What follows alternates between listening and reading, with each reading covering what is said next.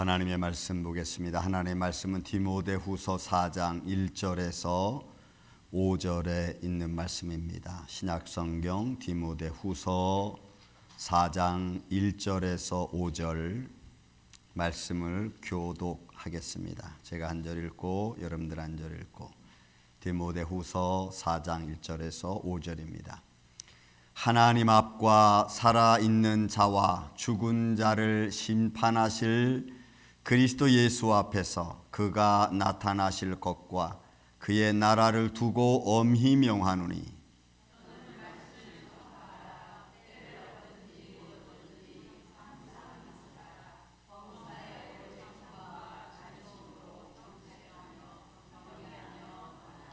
때가 이르리니 사람이 바른 교훈을 받지 아니하며 귀가 가려워서 자기의 사욕을 따를 스승을 많이 두고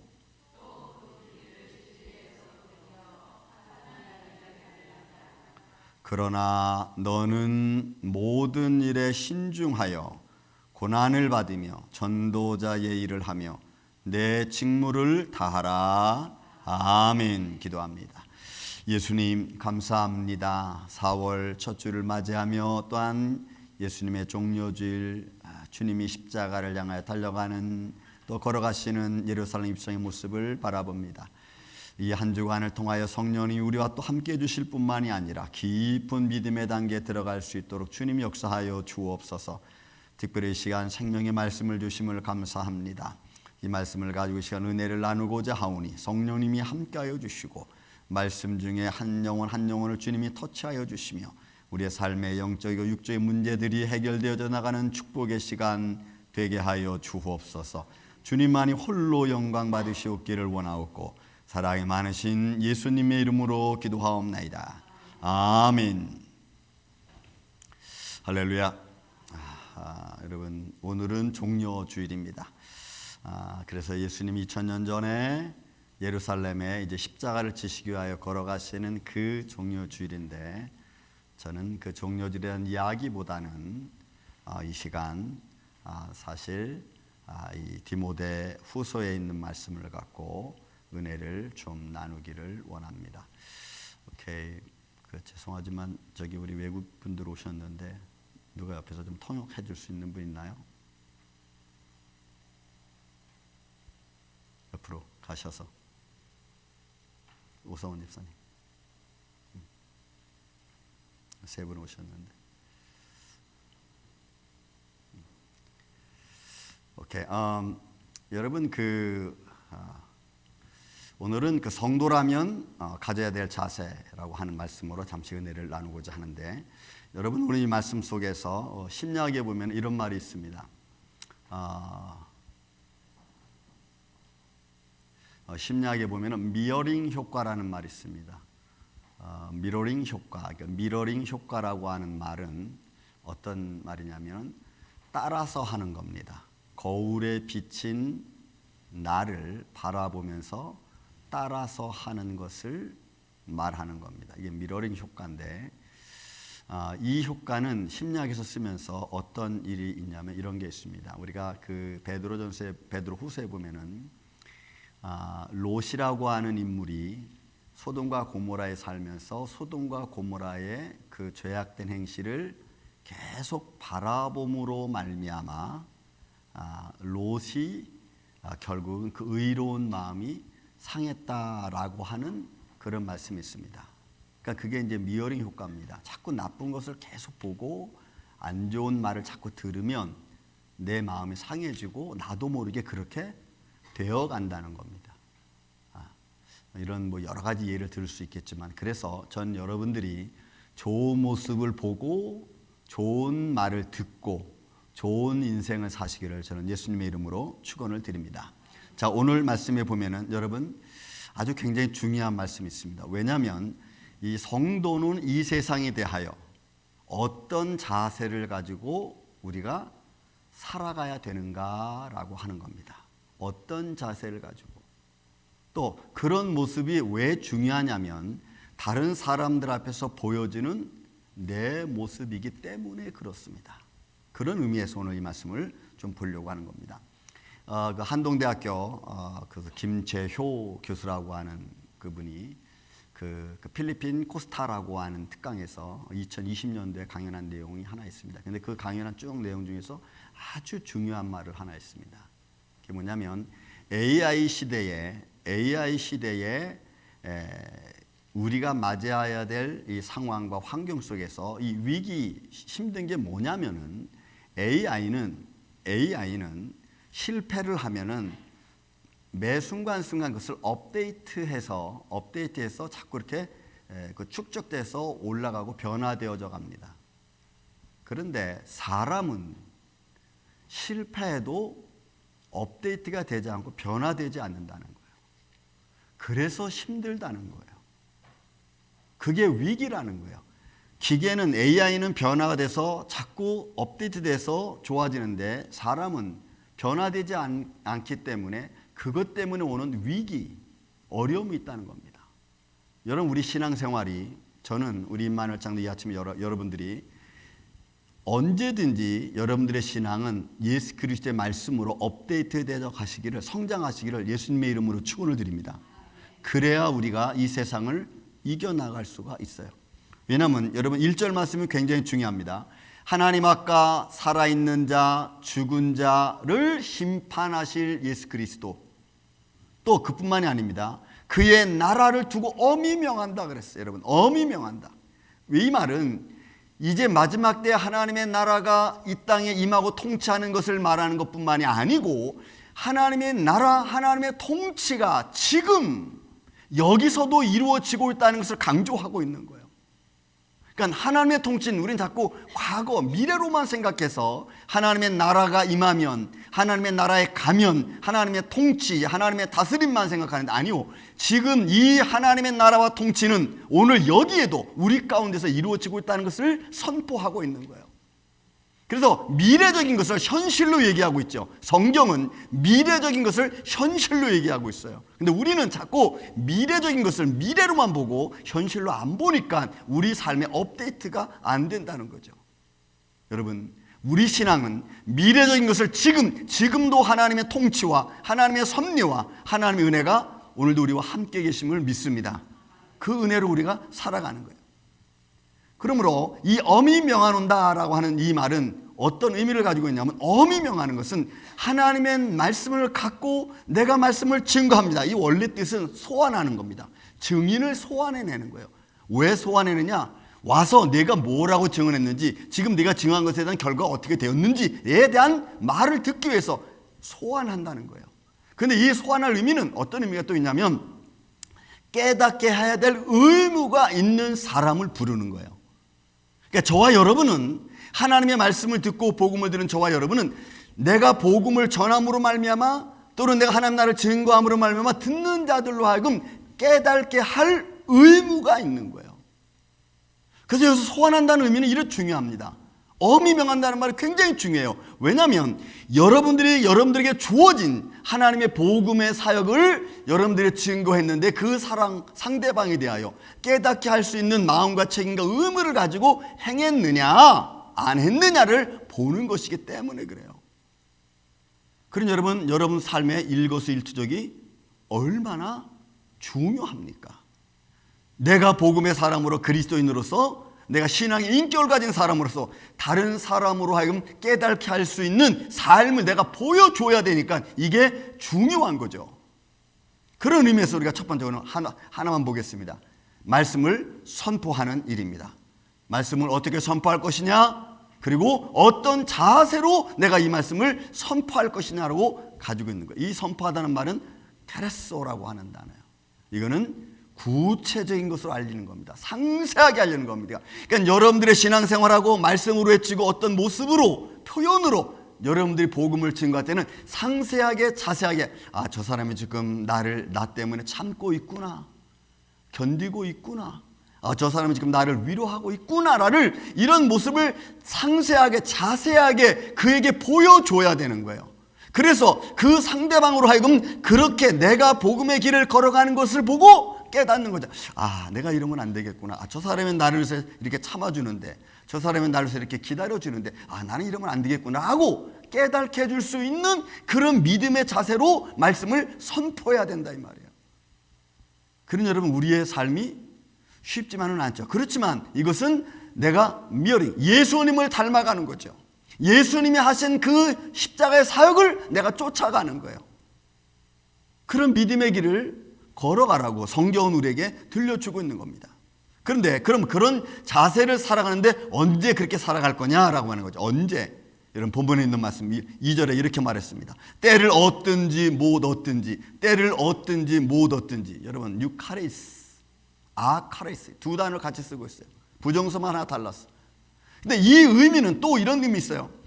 내가 믿음의 삶을 실천하는 데 있어서 내가 때가 맞든지 안 맞든지, 좋은 것이든지 나쁜 것이든지, 때를 얻든지라는 말은 유카레로스, 이거 여러분 아주 좋은 때를 말하는 거예요.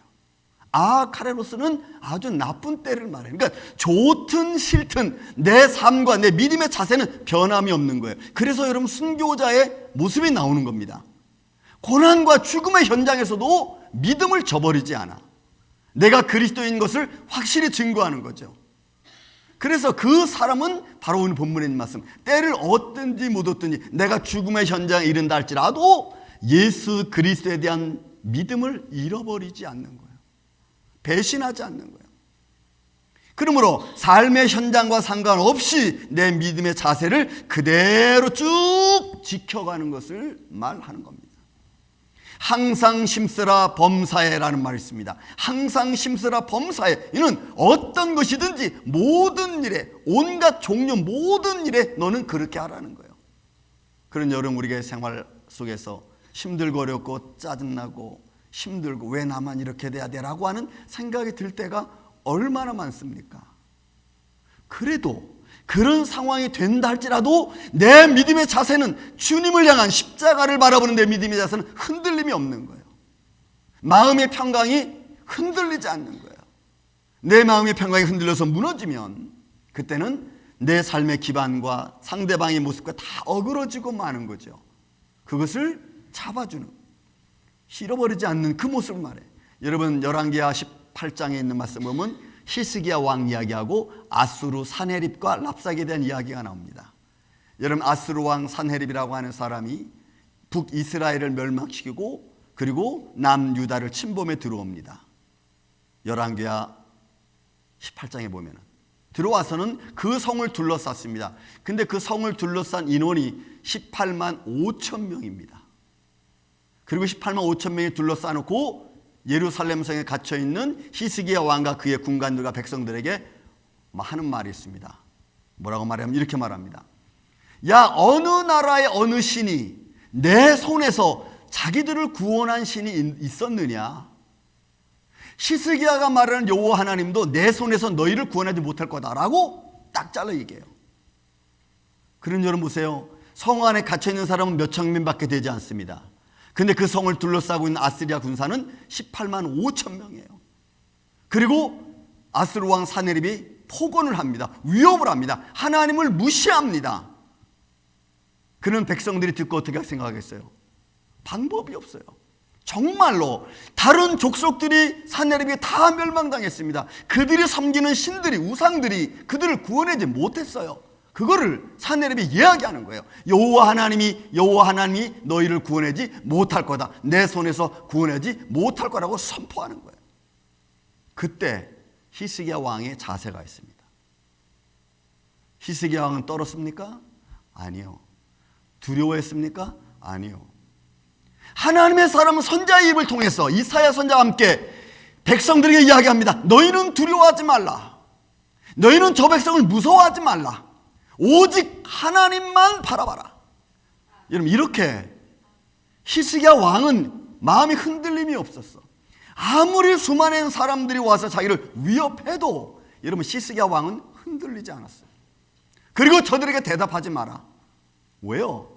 살아계신 하나님을 믿는 거거든요. 살아계신 하나님을 믿는 그 히스기야 왕의 담대함이 이스라엘 백성들로 하여금 두려움을 내쫓아내는 거예요. 마음의 두려움을 내쫓아내서 강하고 담대하게 만드는 겁니다. 그게 믿음의 사람들이에요. 하나님의 사람들이 갖추어야 될 믿음의 자세인 겁니다. 오늘 우리 임마누엘 장로교회가 여러분들의 삶의 환경이 어떤 모습인지 저는 잘 알지 못하지만 그 안에서 여러분들의 믿음의 하나님의 자녀의 모습인 것을 잃지 마시기를 저는 예수님의 이름으로 축원을 드리는 것입니다. 그래서 우리가 담대해야 돼요. 흔들리면 우리는 방향을 잃어버릴 수가 있는 것입니다. 그러므로 어떤 자세를 가져야 됩니까? 본문은 우리에게 편합니다. 2절 말씀합니다. 오래 참으라고 했습니다. 여러분, 이 오래 참음이란 말은 그냥 무조건 참는 것을 말하는 게 아닙니다. 감수해내는, 내가 이것을 감당해내는, 내가 이것을 해야내는 그런 마음을 갖고 내가 참아가는 것을 말해. 내가 아니면 참을 수가 없어. 여러분, 예를 들어 자식이 잘못한 부모는 참는 것밖에 없어. 때로는 부모가 연약하면 자식은 참아내야 돼요. 이렇게 감수해내는, 내가 마땅히 해야 될 일을 해내는 것을 말하는 게 이게 오래 참음이라는 거예요. 그리고 하나님의 말씀을 가지고 잘 가르치는 겁니다. 경책하라고 했습니다. 이는 죄를 알게 하는 겁니다. 깨닫게 해주는 겁니다. 좋은 때에, 때는 나쁜 때 어떤 상황과 상황이 상관없이 그 사람들 불러서 이야기하는 겁니다. 그것은 아닌 것 같다, 이야기해 주는 겁니다. 잘못된 것을 가르쳐줘서 바른 길을 갈 수 있도록 이야기해 주는 거예요. 참 어렵죠. 하지만 여러분, 오늘날 같이 이 포스트 모더니즘 사회 속에서 상황에 따른 것이 진리로 나아가는 이 현실 앞에서 절대 가치인 하나님 말씀이 그들에게 선포되어야 합니다. 무엇이 옳고 무엇이 그른가를 가르쳐 주는 것이 여러분 정말 중요한 시대가 왔어요. 그래서 여러분 경책해 줘야 됩니다. 상대방의 행동을 저지할 수 있어야 됩니다. 스탑, 아닌 것은 스탑 해야 돼요. 아, 이건 안 됩니다. 이러면 우리가 힘들어집니다. 참으십시오. 여러분 이해해줘야 돼요. 권하는 겁니다. 그건 내 곁에 두는 겁니다. 여러분, 원수를 내 옆에 두고 내가 관리하는 것처럼 여러분 내 곁에 두는 거예요. 그래서 그로 하여금 하나님의 사람의 자세를 보고 배울 수 있도록 그렇게 여러분 인도해 가는 것을 말하는 것입니다. 저는 우리 주한이 5살 때 팔팔했을 때 교통사고가 한 번 난 적이 있습니다. 아이가 우리 교회 앞에서 딱 나와서 거리를 가로질러 갈 때 5살짜리 꼬마가 막 뛰어가다가 그냥 오른 자동차에 팍 쳐가지고 한 10m 정도 나가 떨어졌어요. 저는 그때 교회 안에서 성경 공부를 하고 있었습니다. 근데 우리 그 유기선 집사님이 목사님 큰일 났어요. 지금 주한이 교통사고 났어요. 빨리 앰뷸런스 부르세요. 막. 나는 그러냐고, 교통사고 났냐고 알았다고. 그리고 이제 성경 공부하는 것을 잠시 기도로 멈추고 그리고 내려갔습니다. 내려갔더니 아이가 한 저만큼, 차가 여기 있는데 만큼 떨어져가지고 이렇게 움직이질 않아요. 경찰이 2명이 옆에 있더라고요. 그래서 제가 옆으로 걸어갔습니다. 했더니 누구냐고 물어보더라고요. 나 얘 아빠다. 그랬더니 오케이. 그냥 가까이 가서 얘를 이렇게 딱 만지려고 하는 순간 얘가 딱 깼어요. 정신을 차려 울더라고. 그래서 내가 걔를 이렇게 들고 주한이를 안고 그 이제 앰뷸런스를 차를 이렇게 타고 가는데 그 아이가, 여러분 주한이가 뭐라는지 아세요? 언제 한번 말씀드렸죠. 아빠, 나 예수님이 나 살렸어. 나 교회로 갈 거야. 이러더라고. 그래서 내가 주한아, 너 지금 다쳤기 때문에 병원 가야 돼 하면서 걔를 안고 이렇게 앰뷸런스를 탔어요. 앰뷸런스 타서 눕히니까 아니야 아빠, 나 예수님이 살렸어. 나 교회 갈 거야. 막 이러더라고. 그래 알았어, 우리 교회로 가자. 대신 너 지금은 병원 가야 돼. 가서 진찰 받아야 돼. 막 울더라고. 그러고 나서 이제 그 다음 주에 교회에 왔습니다. 그때 우리 교회에서는, 88세 때 교회에서는 한박교회라고 그 교회가 우리 교회에서 예배를 1시 반에 드리고 있었습니다. 그러니까 그 환경을 그 한박교회 성도들이 다 봤습니다. 다 봤어요. 그러고 나서 하는 말이 뭐냐면 이거예요. 저는 아이가 그렇게 떨어져서 교통사고에서 기절해 있고 그리고 걔를 안고 앰뷸런스로 가면서 저는 이런 기도를 했어요. 하나님, 이 아이를 지금 하나님이 데려가신다 할지라도 내 마음이 슬프지 않게 해주세요. 저는 그런 기도를 하면서 이렇게 안고 갔어요. 그리고 이제 앰뷸런스에 탔습니다. 근데 사람들은 무슨 못을 봤냐면, 어머, 목사님이 어떻게 저렇게 애가 교통사 나서 지금 힘든데 저렇게 어떻게 태어날 수가 있어? 이렇게 말하더라. 그 사람들 눈에는 내가 그냥 태어나게 보인 거야. 나는 태어날 시간이 없죠. 왜냐면 그 아이가 어떻게 될지 모르니까 나는 기도하면서 갔어. 하나님, 이 아이를 주님이 데려가신다 할지라도 나를 슬프지 않게 해주세요. 이렇게 갔다. 근데 사람들 눈에는 역시 목사니까 태어난 거야, 이렇게 말하는 거죠. 여러분, 그건 목사니까 태어난 게 아니고 나는 그 순간에 태어날 생각조차도 못하죠. 왜? 기도하고 하고 있었으니까. 그러니까 여러분, 사람들이 보는 눈은 달라. 믿음의 사람들이, 아니면 직분 가진 사람들이 어떤 모습을 그 상황에 보이느냐가 여러분 굉장히 중요한 거예요. 하나님의 자녀된 자, 믿음의 사람들이 어떤 삶의 모습을 세상에 보이느냐, 많은 사람들이 나를 보고 있잖아요. 여러분, 예수님도 빌라도의 법정 앞에서 빌라도가 묻습니다. 내가 하나님의 아들이냐? 여러분, 매 맞고 피 흘리고 관중들 앞에서 초라한 모습으로 서 있는 예수님에게 빌라도가 묻는 질문이 그거예요. 네가 하나님의 아들이냐? 여러분, 그 얼마나 조롱하는 말입니까? 그 조롱하는 말임에도 불구하고 예수님을 대꾸하지 않아. 많은 사람은 조롱하지만 예수님은 의연하게 아버지의 뜻을 이루기 위해서 가는 십자가의 길이었거든요. 그러니까 조롱의 말이 들려도 믿음의 사람은 흔들리지 말아야 되는 거예요. 왜? 내가 하나님의 자녀이기 때문에 그래. 내가 하나님을 믿는 하나님의 백성이기 때문에 그래.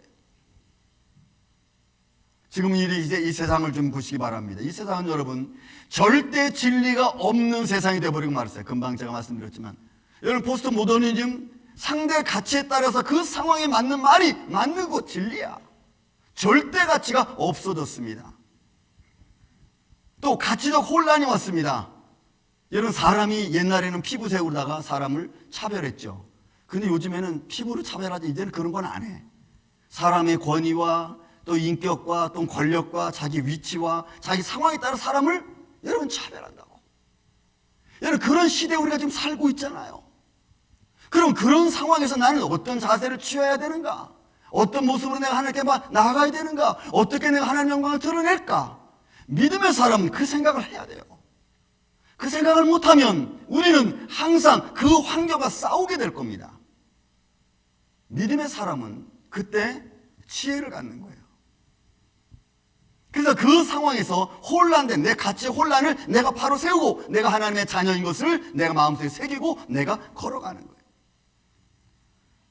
무분별한 사회입니다. 여러분, 사회 질서가 파괴되어 버리고 말았어요. 그 질서 파괴되어서 결국은 사람들의 위치가, 남녀의 위치가 바뀌어버리고 말았고, 그죠? 남자의 가치, 여자의 가치가 바뀌어져 버리고 말았습니다. 그리고 즐거움과 쾌락을 향한 끝없는 길로 나아가고 있어요. 절제가 없는 사회입니다.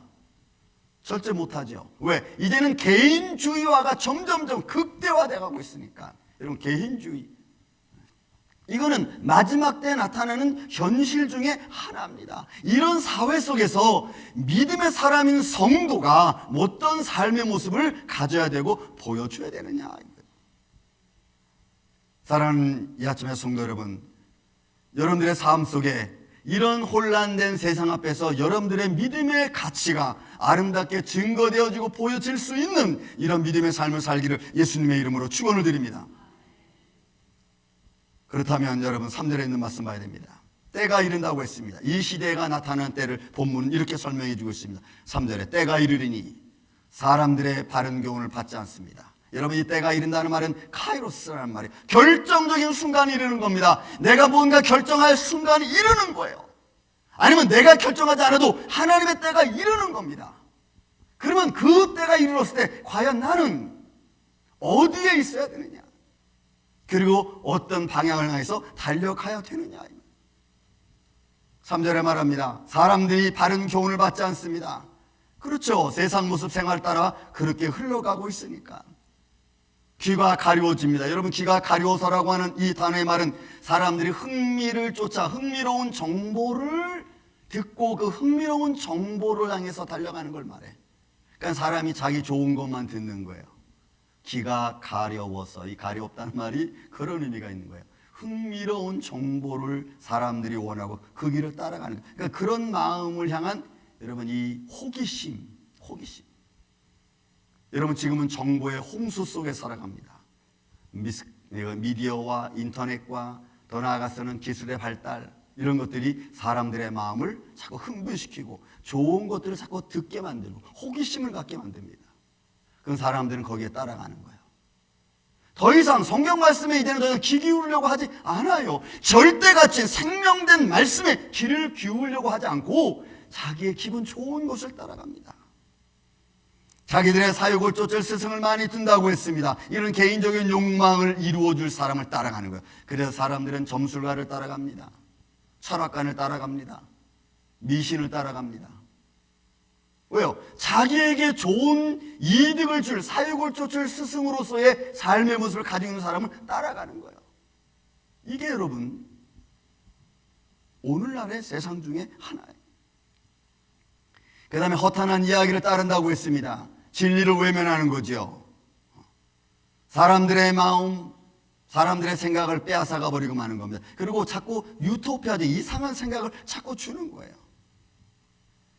여러분 지금 앨런 머스크 때는 페이스북 때는 MS, 여러분 마이크로소프트, 여러분 이런 회계 그 CEO들이 여러분 AI를 그 발전을 시키는데 잠깐 중단하자, 잠깐만 좀 쉬어보자 그랬어요. 왜 그러냐면 지금 이 AI 발달이 여러분 인터넷 발달이 너무너무 사회 시스템도 따라가기 힘들 만큼 발전해버리고 말았어요. 여러분 작년 11월 30일 날 여러분 오픈 AI에서 여러분 챗 나왔습니다. GPT 나왔습니다. 근데 지금 뭐가 나오면 챗 GPT 4가 나왔어요. 완전히 세상을 바꿔놓고 있습니다. 그리고 그 일로 인하여 제일 힘든 직업이 몇 가지 벌써 두드러졌어. CPA 일이 이제 힘들어졌네. 왜? 챗 GPT 딱 뜨면 그냥 쫙 다 나와.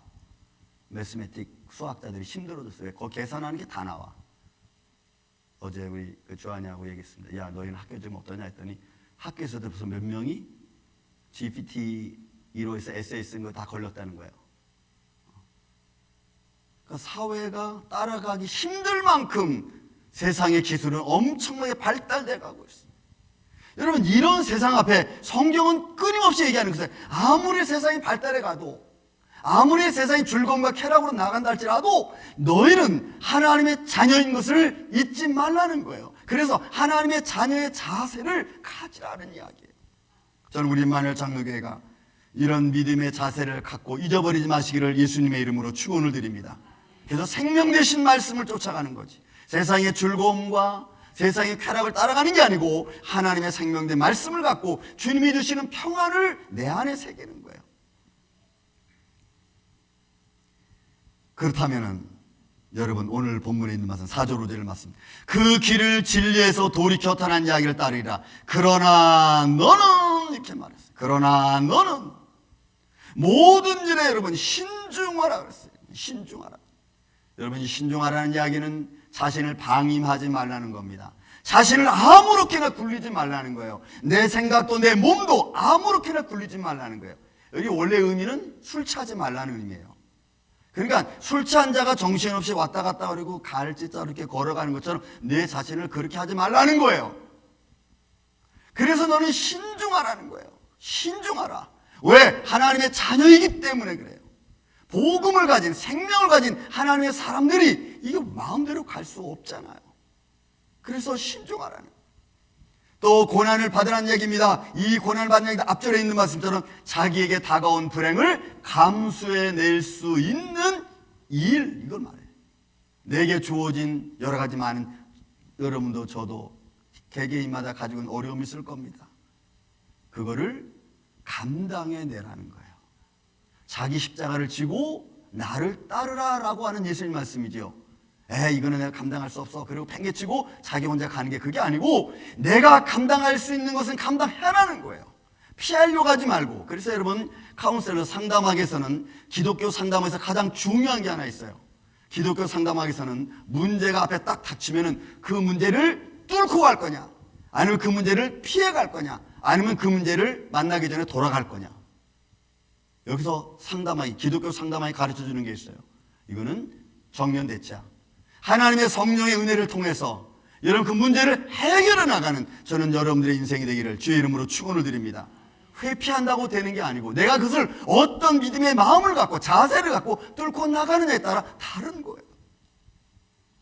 사랑하는 이 아침의 성도 여러분, 우리가 하나님을 믿는 믿음의 성도라면, 자녀라면 마땅히 이제는 가져야 될 이 시대의 믿음의 자세가 있습니다.